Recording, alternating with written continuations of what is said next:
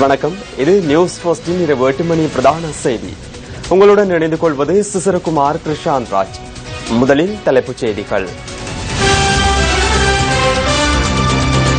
வேட்புமனு தாக்கலின் போது கட்சிகள் கவனத்தில் கொள்ள வேண்டிய பரிந்துரைகள் அடங்கிய மார்ச் 12 பிரகடனத்தில் ஜனாதிபதி கைச்சாத்து. ஊழலுடன் தொடர்புடையவர்களுக்கு வேட்புமனுவுக்கான சந்தர்ப்பம் வழங்கினால் கட்சியின் தலைமையகத்தை முற்றுகையிடுவதாக ஜனநாயக தேசிய அமைப்பு எச்சரிக்கை. தமது விடுதலைக்கான முயற்சிகளை பிரதமர் மேற்கொள்ளவில்லை. அரசியல் கைதிகள் பிரதி அமைச்சர் விஜயகலாவிடம் முறைப்பாடு. இந்தியாவிலிருந்து நாடு திரும்பிய அகதிகளுக்கான தீர்வு வழங்கப்படும். மேல்குடியேற்ற அமைச்சர் தெரிவிப்பு.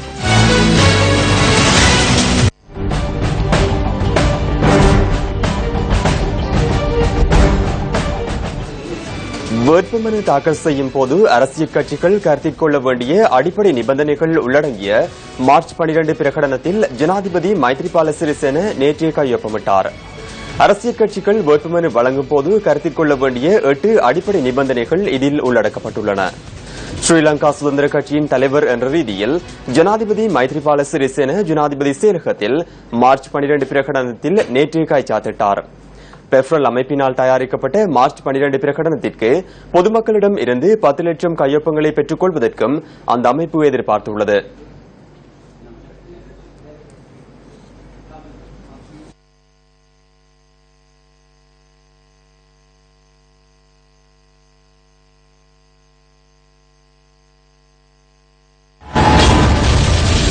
வேட்புமனு தாக்கல் செய்யப்படும் போது அரசியல் கட்சிகள் கவனத்தில் கொள்ள வேண்டிய பரிந்துரைகள் மார்ச் 12 பிரகடனத்தில் உள்ளடக்கப்பட்டுள்ளன. பிரதமர், எதிர்க்கட்சித் தலைவர், ஐக்கிய மக்கள் சுதந்திர கூட்டமைப்பு, மக்கள் விடுதலை முன்னணி, ஜாதிக ஹெல உரிமையை உள்ளிட்ட பிரதான அரசியல் கட்சிகள் இதில் கைச்சாத்து இணக்கப்பாட்டை வெளிப்படுத்தியுள்ளன. சிறந்த நபர்களை மக்கள் பிரதிநிதியாக நியமிக்க 8 விடயங்கள் உள்ளடக்கப்பட்டுள்ளன. குற்ற செயல்களுடன் தொடர்புடைய குற்றவாளிகள், லஞ்ச ஊழலுடன் தொடர்புடைய குற்றவாளிகள், மது, போதைப்பொருள், சூதாட்டம் உள்ளிட்ட சமூக விரோத செயற்பாடுகளில் ஈடுபட்டவர்களுக்கு வேட்புமனு தாக்கல் செய்ய சந்தர்ப்பம் வழங்கப்படக்கூடாது. அரசியல் அதிகாரங்களை அநீதியாக பயன்படுத்தியவர்கள், நிதி கொடுக்கல் வாங்கல்களை முறையற்ற விதத்தில் பயன்படுத்தியவர்களுக்கும் சந்தர்ப்பம் வழங்கப்படக்கூடாது. சிறந்த எதிர்காலத்திற்காக இந்த பரிந்துரைகளை பின்பற்ற வேண்டியது அவசியமல்லவா? 20வது அரசியலமைப்பு திருத்தம் தொடர்பில் தொடர்ந்தும் கலந்துரையாடுமாறு மாதுல்வாவை சோபித்த தேரர் வேண்டுகோள் விடுத்துள்ளார். சிறிய கட்சிகளின் பிரதிநிதிகள் சிலரை இன்று சந்தித்த சந்தர்ப்பத்தில் அவர் இந்த வேண்டுகோளை விடுத்தார். சிறிய கட்சிகளின் தலைவர்கள் மற்றும் மாதுலுவாவை சோபித்த தேரருக்கு இடையிலான சந்திப்பு கோட்டை ஸ்ரீ நாகவிகாரையில் இன்று மாலை இடம்பெற்றது. இதன்போது 20வது அரசியலமைப்பு திருத்தம் தொடர்பில் விரிவாக கலந்துரையாடப்பட்டது. பின்னர் மாதுலுவாவை சோபித்த தேரர் ஊடகங்களுக்கு கருத்து தெரிவித்தார். மே பவத்னா மத்திவர்ண கிரமே பிலிபாதவ தற்போதைய தேர்தல் முறை தொடர்பில் ஆரம்பத்திலிருந்தே மக்கள் மத்தியில் அதிருப்தி காணப்பட்டது. நாளுக்கு நாள் ஊழல் மிக்கதாக மாறியது. அதனால் நமக்கு விருப்பு வாக்கு முறை வேண்டாம். கட்சி பேதங்களின்றியே மைத்ரிபால சிறிசேன வெற்றியடைந்தார். அனைவரும் வாக்களித்தனர். மைத்ரிபால சிறிசேனவை வெற்றியடைய செய்வதற்கு மாத்திரம் அவ்வாறு செயற்படவில்லை. அவர் ஊடாக கொள்கையை வெற்றியடைய செய்து அதனை நடைமுறைப்படுத்துவதற்காகவே வாக்களித்தனர். தேர்தல் முறை அனைவருக்கும் நியாயமானதாக அமைய வேண்டும். இது தொடர்பில் மேலும் கலந்துரையாடுமாறு நாம் வேண்டுகோள் விடுக்கின்றோம். පාක්ෂකයන්ට සාධාරණිෂ්ඨ විය යුතුයි. පිළිමක් කරනවා මේක තව සාකච්ඡා කරන්න. ஜனநாயக தேசிய அமைப்பின் தேசிய மாநாடு கொழும்பு சுகததாச உள்ளரங்கில் இன்று நடைபெற்றது.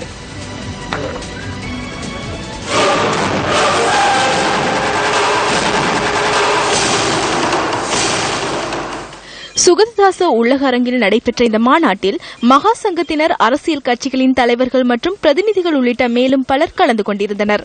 பிரதமர் ரணில் விக்ரமசிங்கவுடன் பாட்டலி சம்பிக்க ரணவக்க, ஜான் அமர்துங்க மற்றும் ராஜித சேனாரத்ன உள்ளிட்ட அமைச்சர்களும் இங்கு பிரசன்னமாகியிருந்தனர்.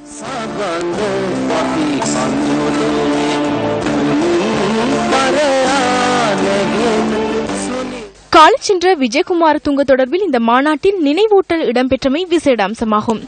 වරදට එරෙහිව අවි ඔසවන්නේ රටකට දැයකට හිත ඇති මිනිසුන් ශාන්තිවාදී තපස් රකින්නේ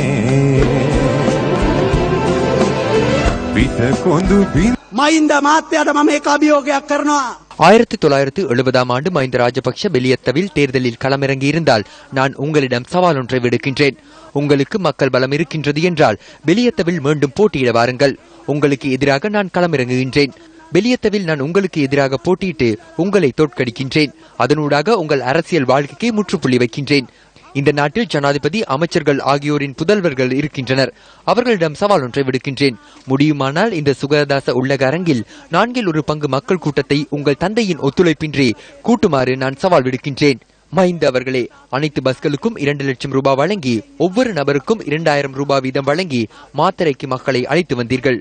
எனினும் பெலியத்த மெதமுள்ளன பகுதியில் உள்ள உங்களின் ஊரில் மக்களை ஒன்று திரட்டுவதற்கு 3 மணித்தியாலங்களும் 41 நிமிடங்களும் செலவிட்டீர்கள் என்பதனை நினைவில் வைத்துக் கொள்ளுங்கள். அதற்கான வீடியோ சாட்சியங்கள் எங்களிடம் உள்ளன. இதன்போது ஜனநாயக தேசிய அமைப்பின் தலைவர் சத்துர சேனாரத்ன சவால் ஒன்றையும் விடுத்தார். இந்த நாட்டில் நல்லாட்சிக்காக ஒரு உறுதிமொழி வழங்கப்பட்டது. அதுதான் போதைப் பொருட்காரர்களுக்கும் எத்தனோல்காரர்களுக்கும் ஊழலுடன் தொடர்புடையவர்களுக்கும் வேட்புமனு வழங்கப்பட மாட்டாது என கூறப்பட்டது. அந்த உறுதிமொழியை நீங்கள் எமக்கு நிறைவேற்ற வேண்டும். எமக்கு கட்சி கிடையாது, நிறம் கிடையாது. மஹிந்த ராஜபக்சவை சிம்மாசனத்திலிருந்து இறக்கியதை போன்று அவர்களுக்கு வேட்புமனு தாக்கலுக்கு சந்தர்ப்பம் வழங்கப்பட்டால் டாலி வீதியும் செரிகொத்தவையும் நாம் முற்றுகையிடுவோம். உங்களுக்கு வேட்புமனுவை வழங்க முடியும், ஆனால் கட்சி தலைமையகத்திலிருந்து வெளியேற நாம் இடமளிக்க மாட்டோம் என்பதனை நினைவில் வைத்துக் கொள்ளுங்கள். 20வது அரசியலமைப்பு திருத்தத்தை நிறைவேற்றுவதற்கு அனைவரும் ஜனாதிபதிக்கு ஒத்துழைப்பு வழங்க வேண்டும் என தென்மாகாண ஆளுநர் ஹேமகுமார நாணயக்கார கண்டியில் நேற்று தெரிவித்தார். தென்மாகாண ஆளுநர் ஏமகுமார நாணயக்கார சிஎம் மகா நிக்காயவின் அஸ்கிரிய பீடத்தின் மகாநாயக்கர் கலகமு ஸ்ரீ அத்துதஸ்தி தேரரை நேற்று சந்தித்தார். 19 වෙනි සංශෝධනය වළක්වන්නට නොයෙකුත් අනිසි 19வது அரசியலமைப்பு திருத்தம் நிறைவேற்றப்படுவதை தடுப்பதற்கு பல்வேறு சக்திகள் செயற்பட்ட போதிலும் அவற்றை தாண்டி 19வது அரசியலமைப்பு திருத்தம் நிறைவேற்றப்பட்டது. 20வது அரசியலமைப்பு திருத்தத்தின் ஊடாக எமக்கு ஏற்பட்ட பாரிய சிக்கலை தீர்ப்பதற்கு எண்ணியுள்ளோம். கடவுளின் ஆசியுடன் 20வது அரசியலமைப்பு திருத்தம் நிறைவேற்றப்படும். எதிர்காலத்தில் எதிர்க்கட்சித் தலைவர்கள், புத்தி சாதுரியம் உள்ளவர்கள் இந்த நியாயமான நிலைமையை புரிந்து கொண்டு ஜனாதிபதியுடன் கைகோர்ப்பார்கள் என பாரிய நம்பிக்கை உள்ளது.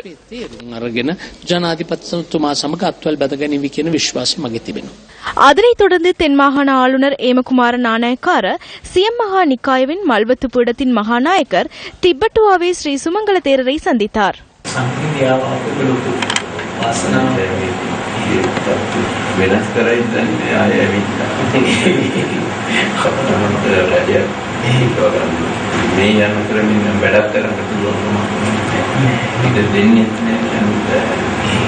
විරුද්ධ පක්ෂයේ වැඩි පිරිසක් වැඩ පටන් ගත්තොත් ඒකට ගාමවල සංවර්ධන කටයුතු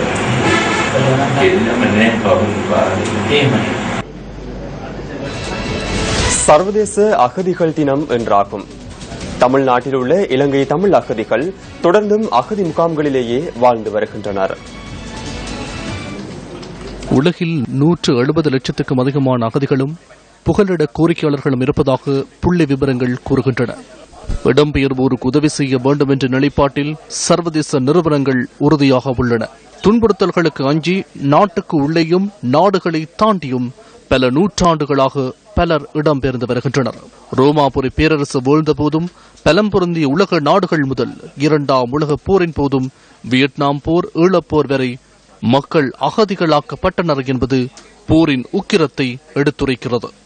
இலங்கையில் ஏற்பட்ட உள்நாட்டு போர் காரணமாக இலங்கை தமிழர்கள் இந்தியாவில் அகதிகளாக தஞ்சம் புகுந்தனர். 1983ஆம் ஆண்டு முதல் சுமார் 3 லட்சத்துக்கும் அதிகமான இலங்கை தமிழர்கள் இந்தியாவிற்கு அகதிகளாக சென்றனர். இவர்களில் சுமார் 2 லட்சம் பேர் மீண்டும் தாய்மண்ணுக்கு திரும்பியுள்ளனர். எனினும் இதுவரை சுமார் 1 லட்சம் பேர் இன்னும் அகதிகளாக இந்தியாவில் முகாம்களில் பல துயரங்களுக்கு மத்தியில் வாழ்ந்து வருகின்றனர். போர்லயே பாதிக்கப்பட்டு நாங்க பாதி உயிரை கையில பிடிச்சி படாத பாடுபட்டு இந்த கடல்ல நாங்க வந்து சேர்ந்தோம். அதுலயே பல உயிர் போயிட்டு நாங்க நொந்து நூலா இவன் சேர்ந்தோம். இந்த இந்தியா கரைக்கு வந்து சேர்ந்தோம். அதுல எங்களை நல்லா பார்த்தாங்க. போக போக அதுக்கு பிறகு இவங்களோட சுயஉரிமை எங்களுக்கு தெரிஞ்சுது. ஆனா எங்களுக்கு எவ்வளவு நிறுவனங்கள் வந்து வெளியில உதவி செய்யறதுக்கு காத்திருக்க இந்த அரசாங்கம் வந்து எங்களுக்கு உள்ள அனுமதி கொடுக்கவில்லை. இந்த வர்ற அரசாங்கம் நாங்க எல்லா உதவி நாங்க செய்யணும்னு சொல்லி தடுத்து நிறுத்துறாங்க. எங்க குடும்பத்துல 6-7 பேரு கூட பிறந்த வந்தவனுங்க. நான் 3 பேர் இறந்துட்டானுங்க, 3 பேர் தான் உயிரோட இருக்கோம். இந்த 3 பேரையாவது உயிரை காப்பாற்றணும் இங்க வந்தோம். இங்க வந்து எங்களுக்கு இங்க வந்து மண்டபமாமல 30 வருஷமா முள்வேலிக்கல தான் இருக்காங்க. கடந்த மாதம் தமிழக அகதி முகாம்களில் தங்கியிருந்த 65 இலங்கையர்கள் திருச்சி மற்றும் சென்னை விமான நிலையங்களிலிருந்து விமானம் ஊடாக கட்டுநாயக்க விமான நிலையத்தை வந்தடைந்தனர். இவ்வாறு நாடு திரும்பிய மக்களின் தற்போதைய நிலை தொடர்பில் நியூஸ் ஃபர்ஸ்ட் அண்மையில் செய்தி வெளியிட்டிருந்தது. நாடு திரும்பி 1 மாதம் கடந்துள்ள போதும் இதுவரையில் தமக்கு வாழ்வாதார உதவிகளோ மீள்குடியேற்ற உதவிகளோ வழங்கப்படவில்லை என மக்கள் குற்றம் சுமத்தியிருந்தனர். போயிட்டு இப்ப வந்திருக்கோம். எங்களுக்கு காணி எல்லாம் கிடக்குது. ஒரு வீட்டு திட்டம் கொடுத்தா கொஞ்சம் உதவியா இருக்கும். இப்ப 3 குடும்பம் வந்து சொந்தக்கார வீட்டுல ஒரு வீட்டுல தான் தங்கி இருக்கிறோம். இப்ப 1 மாசத்துக்கு மேலேயா விட்டுது, 13ஆம் தேதிக்கு மேலேயா விட்டுது, அடுத்த 6ஆம் மாசம். அதனால எங்களுக்கு எந்தவித சலுகையும் ஒன்றுமே செய்தரே இல்லை. நாங்க ஒரு வீட்டுல தான் இருக்கிறோம், 3-4 குடும்பம். அந்த குடும்பத்துல புள்ளிகளால பிரச்சனைகள் வரும், இவ்வளவு பிரச்சனைகள் வரும். அதுகளால எங்களுக்கு தனித்தனி வீடு தந்தா எங்களுக்கு நல்ல உதவி கொண்டு கேட்கிறோம். இந்தியாவிலிருந்து நாடு திரும்பிய அகதிகள் தமது பிரச்சினைகளை தெரிவித்தால் அதற்குரிய தீர்வினை வழங்க முடியும் என மேல்குடியேற்ற அமைச்சர் DM சுவாமிநாதன் தெரிவித்தார். இந்தியாவிலே இருந்த அகதிகள் அவர்களுக்கு பிரச்சனைகள் இருந்தென்றால் அவர்கள் பிரச்சனையை கூற வேண்டும். அதை நான் பலமுறை அவர்களுக்கு கூறியிருக்கின்றேன். அவர்கள் இந்தியாவில் இருந்து வந்தால் அவர்களுக்கு இடம் இருக்கின்றது என்றுதான் அவர்கள் கூறினார்கள். ஆனால் அப்படி பிரச்சனைகள் இருந்தால் அந்த பிரச்சனைகளை அவர்கள் எங்களுக்கு அறிவித்தால் அந்த பிரச்சனைகளை நாங்கள் பார்த்து அவர்களுக்கு வேண்டிய சலுகைகளை கொடுப்பதற்காக முன்வருவோம். எங்களுடைய அரசாங்கத்தின் மூலமாக இலங்கையிலே இருக்கும் அகதிகளுக்கு அவர்களுக்குரிய முற்போக்கான ஒரு நிலைமையையும் அவர்களுடைய காணிகளை திருப்பி கொடுப்பதற்காகவும் அவர்களுடைய சலுகைகளை கொடுப்பதற்காகவும் எங்களுடைய அரசாங்கம் முன்வந்திருக்கின்றது. எங்கள் அரசாங்கத்தினால் தமிழ் மக்களுக்கு அவர்களுடைய பிரச்சனைகளை தீர்த்து கொடுப்போம் என்று கூறிக்கொண்டு அடுத்த 2-3 வருடங்களிலே இந்த அகதிகளுக்கு வேண்டிய சலுகைகளை நாங்கள் கொடுப்போம் என்று. இந்தியாவிலிருந்து நாடு திரும்பியவர்களுக்கு சிறந்த முறையில் வசதிகள் செய்து கொடுக்கப்படுமாயின் எஞ்சிய சுமார் 1 லட்சம் அகதிகளும் தாயகம் திரும்புவர் என்பதில் எவ்வித ஐயமும் இல்லை. நாட்டில் நிலவிய யுத்தம் நிறைவு பெற்று 6 வருடங்கள் கடந்துள்ள நிலையிலும் உள்நாட்டில் இடம்பெயர்ந்தவர்கள் இதுவரை சொந்த இடங்களில் குடியமர்த்தப்படவில்லை என்பது கவலைக்குரிய விடயமாகும்.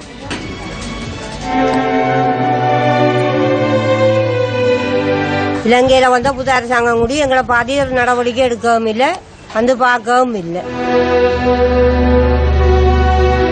யுத்தம் காரணமாக 25 வருடங்களுக்கு முன்னர் பலாலி, மசாபிளான் மற்றும் மயிலட்டி ஆகிய பகுதிகளிலிருந்து வெளியேறிய மக்கள் இன்னமும் அகதி முகாம்களிலேயே காலத்தை கழிக்கின்றனர். சொந்த இடங்களை விட்டு வெளியேறியவர்களுக்கு யாழ் கந்தரோடை இக்கிரானை நலன்புரி முகாமே தஞ்சம் அளித்தது. நாளை ஊர் திரும்புவோம் என்ற கனவுகளோடு 25 வருடங்களாக முகாம்களில் வாழும் மக்களின் கனவு பொய்த்துவிட்டது. கடைசி காலத்திலாவது தமது உறவுகளுடன் சொந்த ஊரில் குடியமர்ந்து கூடி குழாவ வேண்டும் என்ற அம்மாவுடன் வாழும் இவர்களின் லட்சியம் எப்போது நிறைவேறும்? சரி, எங்களை ஊரை விடாட்டியும் பிரச்சனை இல்லை, எங்களுக்கு சொந்த இருக்கிற இடத்திலேயாவது நல்ல மாதிரி இருக்க விடலாம் தானே. எதையும் நாங்கள் துன்பத்தை அனுபவிக்கணுமென்ற இல்லை, அப்படி இல்லாட்டி எங்களோட ஊரு விடட்டும். அவ்வித அடிப்படை வசதிகளும் மற்ற இக்கிரானை நலன்புரி முகாமில் சுமார் 15 குடும்பங்கள் வாழ்கின்றன. மழை காலங்களில் முகாம்களுக்கு மழைநீர் உட்புகுவதால் பாரிய அசௌகரியங்களை எதிர்நோக்குவதாக மக்கள் விசனம் தெரிவிக்கின்றனர். மழை வந்தா படுக்கிறாது, சீட்டு ஊறல், நிலம் டஸ்ட் நிலம் இதுலயும் படுக்கிறாது, கிணறு வசதி இல்லை, லெட்டு வசதி இல்லை. அன்றாடம் கூலி தொழில் செய்து வாழ்ந்து வரும் இவர்களின் வாழ்வு எப்போது ஒளிரும் என்பது கேள்விக்குறியாகவே உள்ளது. சொந்த ஊர் திரும்பும் இவர்களின் கனவு நல்லாட்சியிலாவது நிறைவேறுமா? மேல்குடியேற்ற இந்து மத விவகார அமைச்சர் DM சுவாமிநாதன் இன்று வவுனியாவிற்கு விஜயம் மேற்கொண்டிருந்தார். வவுனியா சிந்தாமணி பிள்ளையார் ஆலயத்தில் இடம்பெற்ற விசேட பூஜை வழிபாடுகளில் அமைச்சர் கலந்து கொண்டார். கோயில்களுக்கு நிதியுதவி வழங்கும் ஆரம்ப நிகழ்வு சிந்தாமணி மண்டபத்தில் இடம்பெற்றது. இன்றைய தினம் முதற்கட்டமாக 44 கோயில்களுக்கு நிதியுதவி வழங்கி வைக்கப்பட்டது. தமிழ் மக்களுக்கு பெரும் பிரச்சனைகள் இருந்து வருகின்றன. இந்த பிரச்சனைகளை தீர்ப்பதற்கு அரசாங்கம் பல நடவடிக்கைகள் எடுத்து வருகின்றன. யாழ்ப்பாணம் என்று யாழ் அதாவது வடமாகாணம் என்னும் கூறும் பொழுது அவர்களுடைய காணிகளை எல்லாம் அரசாங்கத்திலே அபகரித்திருக்கின்றார்கள். என்ன காரணத்துக்காக என்றால் போரிலே இருக்கும் போர் தளபதிகளின் அடிப்படையிலே இருந்து அவர்களுக்காக அந்த இடங்களை எடுத்திருக்கின்றார்கள். இப்பொழுது 1000 ஏக்கர் காணியங்களுக்கு கிடைத்திருக்கின்றன. சாம்பூரிலும் இன்னும் ஒரு 1000 ஏக்கர் கிடைக்கிறது. அது அடுத்த 2 கிழமைகளே அது சரிவரும். வலிகாமம் வடக்கு, வலிகாமம் கிழக்கு என்ற அந்த பகுதியிலே இருக்கும் அந்த காணிகளை கொடுக்கும் பொழுதும் எங்களுடைய அரசாங்கத்தின் மூலமாக அந்த காணிகளை திருப்பி கொடுக்கும் அதிகாரிகள், அதாவது 200 ஏக்கர் கொடுத்தால் அந்த 200 ஏக்கரிலே ஒரு பகுதியைத்தான் கொடுக்கின்றார்கள், மற்ற பகுதியை கொடுக்காமல் இருக்கின்றார்கள். ஆதலினால் மக்கள் சுபிட்சமாக வாழ்வதற்கு ஒரு சந்தர்ப்பம் இல்லை என்றுதான் நான் கூற விரும்புகின்றேன். சிறைகளில் தடுத்து வைக்கப்பட்டுள்ள தமிழ் அரசியல் கைதிகளின் விடுதலை தொடர்பில் அரசாங்கத்தின் கவனத்திற்கு கொண்டு வருவதாக மகளிர் விவகாரங்களுக்கான பிரதி அமைச்சர் விஜயகலா மகேஸ்வரன் தெரிவித்தார். அனுராதபுரம் சிறைச்சாலையில் தடுத்து வைக்கப்பட்டுள்ள தமிழ் அரசியல் கைதிகளை இன்று சந்தித்த பின்னர் ஊடகங்களுக்கு கருத்து தெரிவிக்கும் போது அவர் இதனை குறிப்பிட்டார். அனுராதபுர சிறைச்சாலைக்கு இன்று பிற்பகல் விஜயம் செய்த மகளிர் விவகாரங்களுக்கான பிரதி அமைச்சர் விஜயகலா மகேஸ்வரன் அங்கு தடுத்து வைக்கப்பட்டுள்ள தமிழ் அரசியல் கைதிகளை சந்தித்து கலந்துரையாடினார். இவர்கள் 20 வருட காலமாக இந்த ஜெயிலிலே வாடிக்கொண்டிருக்கின்றார்கள்.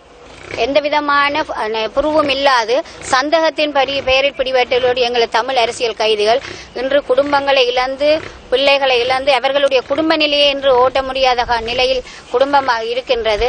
அரசாங்கத்தை மாற்றுவதற்காக நாங்கள் அரசாங்கத்துக்காக தேர்தல் பிரச்சாரங்களில் நாங்கள் ஈடுபட்டிருந்த வேளைகளில் நாங்கள் கூறியிருந்தோம், எங்களுடைய சகோதரங்கள் சிறைகளில் வாடிக்கொண்டிருக்கின்றார்கள், இளைஞர் யுவதிகள், அவர்களை விடுதலை செய்து தரும்படி இந்த அரசாங்கத்தில் அவர்கள் கூறியிருந்தார்கள். தாங்கள் அவர்களை சந்தேகத்தின் பேரில் பிடிபட்டவர்களையும் அதேபோல் விசாரணை நடத்தப்பட்டுக் கொண்டிருக்கின்றவர்களுக்கு விசாரணை சரியான முறையில் விசாரித்து நாங்கள் விடுதலை செய்வோம் என்று.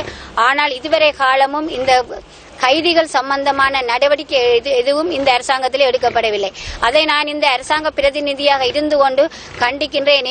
இதற்காக அரசாங்கம் கட்டாயம் இவர்களுக்கு நடவடிக்கை எடுக்க வேண்டும். இதேவேளை சிறைவாசம் அனுபவிக்கின்ற சிறை கைதிகளின் விடுதலைக்கான முயற்சிகளை பிரதமர் மேற்கொள்ளவில்லை என கைதிகள் தன்னிடம் கூறியதாகவும் பிரதி அமைச்சர் இதன்போது குறிப்பிட்டார். எங்களுடைய கௌரவ பிரதமருக்கு ஒரு குற்றச்சாட்டு வைக்கப்பட்டிருக்கின்றது. இந்த கைதிகள் அரசாங்கம் நடவடிக்கை எடுத்திருந்தும் எங்களுடைய பிரதமர் அதை பின்வாங்கி வருவதாகவும் கூறியிருக்கின்றனர். அதேபோல் இதை உடனடியாக மேன்மதங்கிய ஜனாதிபதியின் கவனத்துக்கும் கொண்டு வர இருக்கின்றேன். தமிழீழ விடுதலை புலிகளுக்காக உதவினவர்கள் இன்று போன அரசாங்கத்தில் பாராளுமன்றத்திலே அவர்கள் பிரதிநிதிகளாக பாராளுமன்றத்தில் பிரதி அமைச்சராக கடமையை புரிந்திருக்கின்றார். இன்று பாராளுமன்றத்தில் அவர் பாராளுமன்ற உறுப்பினராக இருக்கின்றார்கள். அவர்களுக்கு அப்படியான வசதிகளை கொடுத்துவிட்டு தங்களை அப்பாவி பொதுமக்களையும் தங்களை ஒரு சந்தேகத்தின் பேரில் பிடிபட்டு தங்களுக்காக எந்தவித விசாரணையுமின்றி அவர்களுக்கு தற்பொழுது விசாரணை கொடுத்திருந்தால் கூடி விசாரணையிலிருந்து அவர்கள் மீளப்பெற்று இன்று வீடு சென்றிருக்கலாம். நாரகன்பட்டி அபயராம விகாரையில் பாராளுமன்ற உறுப்பினர் காமினி லோகுகே தலைமையில் இன்று ஊடகவியலாளர் சந்திப்பு ஒன்று இடம்பெற்றது. ரணில் விக்ரமசிங்க மத்துமா கடந்த காலத்தில் முன்னெடுக்கப்பட்ட அபிவிருத்தி திட்டங்களுக்கு நிதி வழங்கப் போவதில்லை என பிரதமர் ரணில் விக்ரமசிங்க நேற்று தெரிவித்திருந்தார். தாம் ஆரம்பிக்கும் திட்டங்களுக்கு மாத்திரம் நிதி வழங்கப்படும் என்றும் அவர் கூறியிருந்தார். கடந்த காலத்தில் முன்னெடுக்கப்பட்டவை நாட்டின் அபிவிருத்தி பணிகள் இல்லையா என்பதை நான் கேட்க விரும்புகின்றேன். அது போதாது என்று திருகோணமலையில் புதையல் தோண்டுகின்றனர். அந்த இடத்தில் கிறிஸ்தவ விவகாரங்களுக்கான அமைச்சின் லேண்ட் ஓவர் வாகனம் ஒன்றிருந்துள்ளது. ஜோன் அமரதுங்கு அங்கிருந்தும் அபிவிருத்தி பணிகளை ஆரம்பித்துள்ளார் என்று நினைக்கின்றேன். தேர்தலின் போது தகுதியானவர்களை தெரிவு செய்ய வேண்டியதன் அவசியம் தொடர்பில் பாராளுமன்ற உறுப்பினர் புத்திக பதிரன சுட்டிக்காட்டினார். மாத்தறை உயர்வத்த பிரதேசத்தில் இடம்பெற்ற நிகழ்வு ஒன்றில் கலந்து கொண்டு உரையாற்றும் போது அவர் இதனை குறிப்பிட்டார். எதிர்வரும் தேர்தலில் பாராளுமன்றத்திற்கு முட்டாள்களை தெரிவு செய்ய வேண்டாம். வாக்குகளை கேட்டு வருபவர்களிடம் மறுபடி 5 வருடங்களின் பின்னரா வருவீர்கள் என கேளுங்கள். அரசாங்கத்தில் இருந்தாலும் எதிர்க்கட்சியில் இருந்தாலும் வேலை திட்டம் உள்ளதா என கேளுங்கள். தகுதியற்றவர்களை அடித்து விரட்டுங்கள்.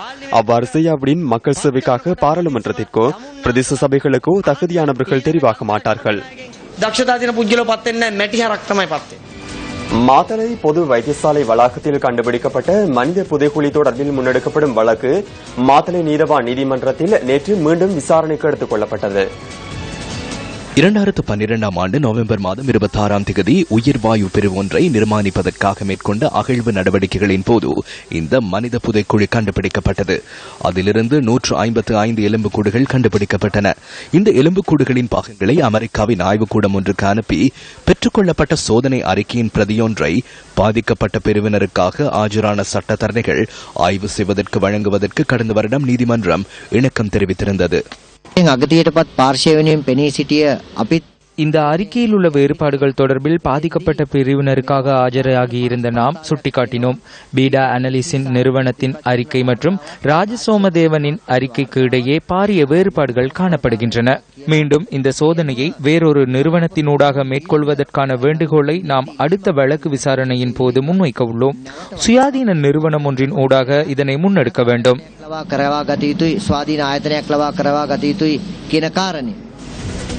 புனித ரமலான் விசேட தொகுப்பு அடுத்து.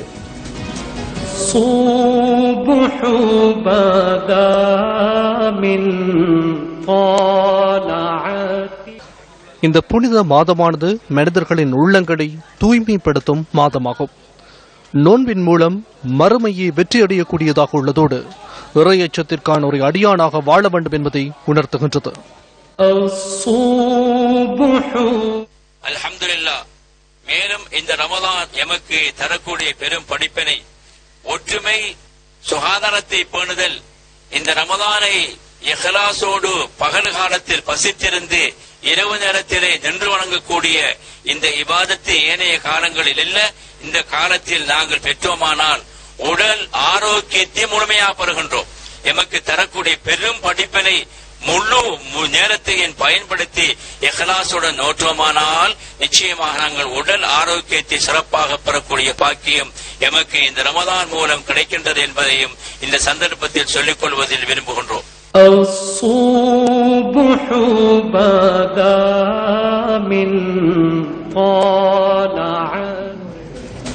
விசாரணைகளை துரிதப்படுத்தி தண்டனை வழங்க வேண்டும் என மக்கள் விடுதலை முன்னணியின் பிரதான செயலாளர் டில்வின் சில்வா தெரிவித்துள்ளார்.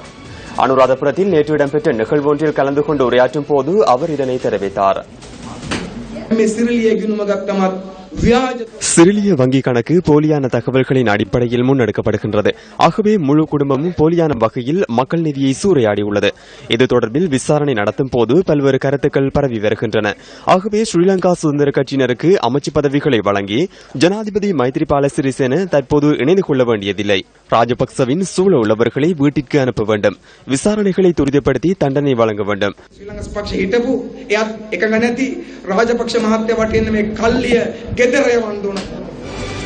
அன்றாட வாழ்க்கையை முன்னெடுக்கவும் உயிர் வாழவும் நீர் மிகவும் முக்கியமானது.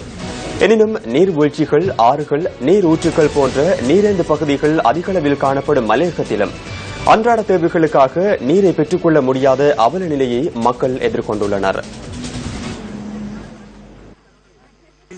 வலிமுடை பிரதேச செயலாளர் பிரிவுக்குட்பட்ட அக்கல தோட்டமே இது. சுமார் 600 குடும்பங்களை சேர்ந்த மக்கள் வாழும் இந்த தோட்டத்தில் அன்றாட குடிநீர் தேவையை கூட பூர்த்தி செய்ய முடியாத ஒரு நிலையிலேயே இவர்கள் வாழ்ந்து வருகின்றனர். தமக்கு தேவையான நீரை பெற்றுக்கொள்ளக்கூடிய நீர் ஊற்றுக்கள் இந்த பகுதியில் காணப்படுகின்ற போதிலும் அதனை முகாமைத்துவப்படுத்தி தமது தேவையை பூர்த்தி செய்வதற்கு அதிகாரிகள் முன்வரவில்லை என மக்கள் சுட்டிக்காட்டுகின்றனர். எங்க ஊர்ல நல்ல ஊத்து இருக்கு, ஊத்து வந்து நிறைய இருக்கு. ரோட்ல அங்கங்க போகுது, எல்லாம் வடி ஓடுது. ஆனா எங்களுக்கு வந்து எதுவும் சரி பண்ணி கொடுக்கறதுக்கு இல்ல.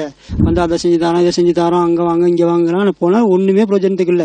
மழை காலங்கள்ல எங்களுக்கு சேர் தண்ணி கிடைக்கிறதால அந்த தண்ணியை நாங்க குடிக்கவோ இல்ல சின்ன பிள்ளைகளுக்கு கொடுக்கறதுக்கோ ரொம்பவும் பயமா இருக்குது. பைப் லைன்களை செய்து வேலை திட்டங்களை அமுல்படுத்துறதா நிறைய அரசியல்வாதிகள் எங்களுக்கு வாக்குறுதி கொடுத்திருக்காங்க. இருந்தும் இவ்வளவு நாளைக்கு அவைகளை எதுவுமே நிறைவேற்றி தரல. இந்த தோட்டத்தில் ஒரு சிலருக்கு மாத்திரம் குழாய் மூலம் நீர் விநியோகிக்கப்படுகின்ற போதிலும் குழாய் கட்டமைப்பு சேதமடைந்துள்ளதால் தூய்மையான நீரை பெற்றுக்கொள்ள முடிவதில்லை எனவும் அவர்கள் கூறுகின்றனர். எலெக்ஷன் துவங்கிட்டாங்கன்னா வர்றாங்க, எங்க போட்டு மந்திரிமார அவ்வளவு பேரும் வராங்க. நீங்க பயப்படாதீங்கன்னு. ஆனா இதுவரையும் 30 வருஷம் ஆச்சு இந்த தோட்டத்துக்கு வந்து ஒன்னும் நடக்கல. மாணவர்கள் புனர்வாழ்வு மத்திய நிலையங்களுக்கு வருகை தருகின்றமை அதிகரித்துள்ளதாக தேசிய அபாயகர ஔடத கட்டுப்பாட்டு சபை தெரிவிக்கின்றது.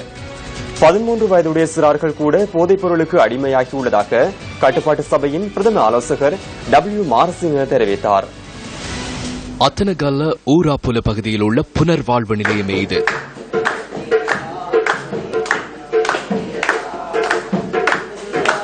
போதைப் பொருளுக்கு அடிமையாகியுள்ளவர்களுக்கு புனர்வாழ்வு அளிப்பதற்காக தேசிய அபாயகர ஔடத கட்டுப்பாட்டு சபையினால் இந்த நிலையம் முன்னெடுக்கப்பட்டு வருகிறது.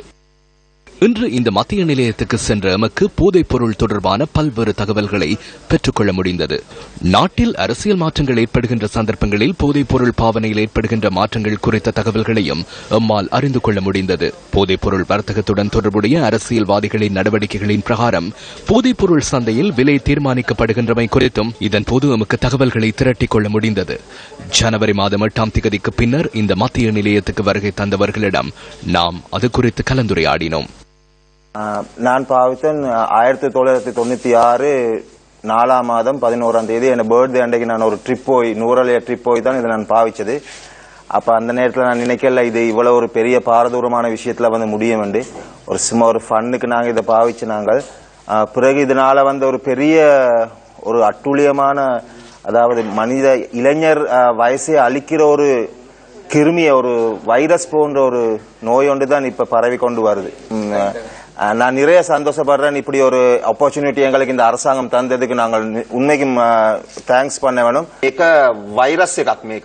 ඇත්තටම දෙමළෙන් කියනවා මේ ඉලුක හිලුක ඉන්බම් මුදලිல் වලික වලික මරණ මුඩිවිල් කියලා. ඒ කියන්නේ මුලින්ම අපි ඒක ගන්නකොට ඒක හාතල්, ඒ වුණාට ඒක අපිටම නොදැනත්වව ඒක අපිවම කිලින් කරන මේක වෛරස් එකක්. හෙරොයින් තමයි පාවිච්චි කරන්නේ. රුපියල් 300 තිබ්බ ග්‍රෑම් එක දැන් රුපියල් 11000ක් වෙලා තියෙනවා. ඒ ප්‍රමාණය තමයි යන්නේ. මේ අපේ පැත්තේ වෙරදම් කරපු ඔක්කොම කවුරුත් නැහැ මේ වෙනකොට. මොකද මේ දැන් මේ පොඩි කාලයක් ඉඳලා අපි කියමුකෝ මේ රජය ආවට පස්සේ කියමුකෝ නව රජේ අමනම් මේ රජේ නෙමෙයි. නමුත් අපිට පේන දේ කතා කරන්න බෑ. මේ රජය ආවට පස්සේ ගොඩ chance අඩුයි, මද්ද්‍රව්‍ය අඩු වෙලා තියෙනවා. பல தசாப்தங்களாக போதைப் பொருளுக்கு அடிமையாகி மறுவாழ்வை பெற்று வாழ்ந்து கொண்டிருக்கும் சிலரையும் எம்மால் சந்திக்கக்கூடியதாக இருந்தது. අනිවාර්යෙන් දරුවෝ දැනගන්න ඕන ජීවිතේ මේ වගේ දෙයක නොමු වෙන්නේ නැතුව ඉන්න අපේ රජයෙන් ඉඩ කරන්න ඕම අනිවාර්යෙන් කරන්න ඕනේ. ඒ ඇවිල්ලා දැනට තියෙන ක්‍රමය ඇවිල්ලා දැනට දැන් 175ක් අඩු වෙලා තියෙනවා. දැන් මේ ක්‍රමයෙන් ඇවිල්ලා මේ ඒ කොට්ටාසේ ඒ පොලිසියේ ඉන්න ලොකු මිනිස්සුන්ට බාර දෙන්න ඕනේ මේ පළාතේ තියෙන නරකයි. අනිවාර්යෙන් දැන් ඒම කරාම ඒ පළාතේ එයා දැඩි අවධානයෙන් එයා ක්‍රියාත්මක කරොත් අනිවාර්යෙන් නැති වෙනවා. මම හිතන්නේ ඉස්සරහා වගේ දැන් පොඩ්ඩක් අඩුයි. මම මේන් එළියට ගියන් පස්සේ මම දැක්ක දේවල් නිකන් බොරුවට කියන්නේ මේ කාවත් වසං කරන එහෙම නෙමෙයි. මේ අපේ පැත්තේ මං ගත්ත තැන් වල නෑ දැන්. மண்டலே සියලු ආයතන දිහා බලපුවාම சபையின் அனைத்து நிறுவனங்களையும் எடுத்துக்கொண்டால் 13 ஆண்டு காலமாக 50 மற்றும் 60 வயதை தாண்டியவர்களும் சிகிச்சைக்காக வருகின்றார்கள். ඒ අතර කාණ්ඩය එනවා මධ්‍යස්ථාන ප්‍රතිකාර ලබා. මේ අඩු වයස් කාණ්ඩයේ ප්‍රවණතාවය තියෙන්නේ කොයි කාලේ ඉඳන් වගේ සාමාන්‍යයෙන්? අතර මේක මේ මෑත ඇති වුණ එකක්. அண்மை காலமாகவே இந்த நிலை ஏற்பட்டது. 2 அல்லது 3 ஆண்டுகளின் பின்னரே இந்த நிலை ஏற்பட்டுள்ளது. பாடசாலைக்கு செல்லும் மாணவர்களே கூடுதலாக உள்ளனர். இதனை உறுதியாகவே நிறுத்த முடியும். எளிதாக இதனை வெற்றி கொள்ள முடியும். பிராயோகிகව දිනා ගන්න පුළුවන් කාර්යය. 3 ஆண்டுகளின் பின்னர் பாடசாலைகளுக்கு இடையிலான ரக்பி லீக் கிண்ணத்தை கொழும்பு ரோயல் கல்லூரி சுவீகரித்துக் கொண்டது. இது தொடர்பான விரிவான தகவல்களை நியூஸ் போஸ்டின் 10:45 பிரதான செய்தியில் எதிர்பாருங்கள். இத்துடன் நியூஸ் போஸ்டின் இரவு 8 மணி பிரதான செய்தி நிறைவு பெறுகின்றது. வணக்கம்.